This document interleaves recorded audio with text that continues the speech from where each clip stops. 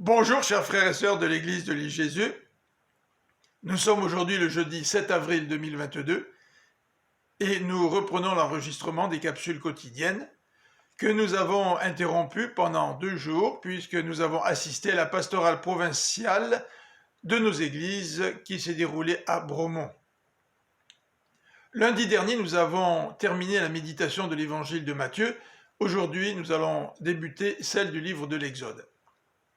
Dieu avait dit aux patriarches Abraham, Isaac et Jacob que leur descendance serait esclave en Égypte pendant 430 ans. Le chapitre 1er de l'Exode nous relate comment les Hébreux sont devenus esclaves des Égyptiens.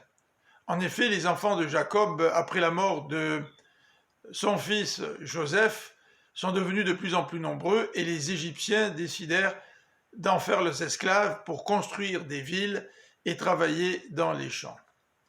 Mais ce peuple s'est tellement multiplié que le pharaon a décidé de limiter la naissance de leurs enfants en demandant à 2 femmes sages-femmes de mettre à mort tous les bébés garçons qui naîtraient. Mais ces femmes craignaient Dieu et elles n'ont pas obéi au pharaon, qui a tout de même fini par ordonner à ses sujets de mettre à mort ces garçons nouveau-nés. Voilà la manière dont les descendants des patriarches sont devenus esclaves en Égypte. Voilà un résumé que nous en fait le chapitre 1 de l'Exode. Au chapitre 2, nous voyons la description de Moïse qui est sauvé de la mort. Moïse était l'enfant d'un couple issu de la tribu de Lévi. À la naissance de l'enfant, la mère a décidé de le cacher pendant 3 mois. Ne pouvant plus y arriver, elle décida de placer l'enfant dans une corbeille de papyrus et l'abandonner aux eaux du Nil, tout en demandant à sa fille de surveiller la corbeille pour savoir ce qui allait se passer. Une des filles de Pharaon, une princesse, est venue se baigner, a découvert la corbeille, l'a ouverte et son cœur a été touché en voyant ce bébé garçon hébreu.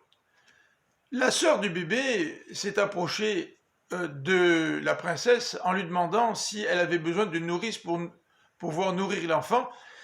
Et c'est ainsi que la mère de Moïse a été engagée par la princesse pour nourrir Moïse.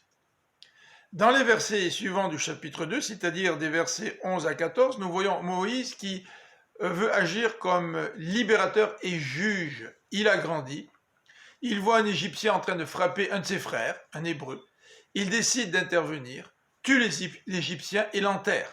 Le lendemain, il voit 2 Hébreux qui se chicanent, qui se disputent. Il décide d'intervenir, mais un des 2 lui dit « Vas-tu nous tuer comme tu as tué l'Égyptien ?» Moïse eut peur. Il s'est dit « Tout le monde est au courant du meurtre que j'ai commis. » Il décide alors de fuir l'Égypte et il se retrouve à Madian. Là, il finit par épouser la fille du prêtre de Madian qui porte le nom de Réouel, c'est-à-dire ami de Dieu, ou aussi le nom de Jéthro. Il s'installa donc chez ce prêtre, mais le chapitre 2 se termine au verset 23 et 25 par la remarque suivante. Dieu entend la plainte des Israélites.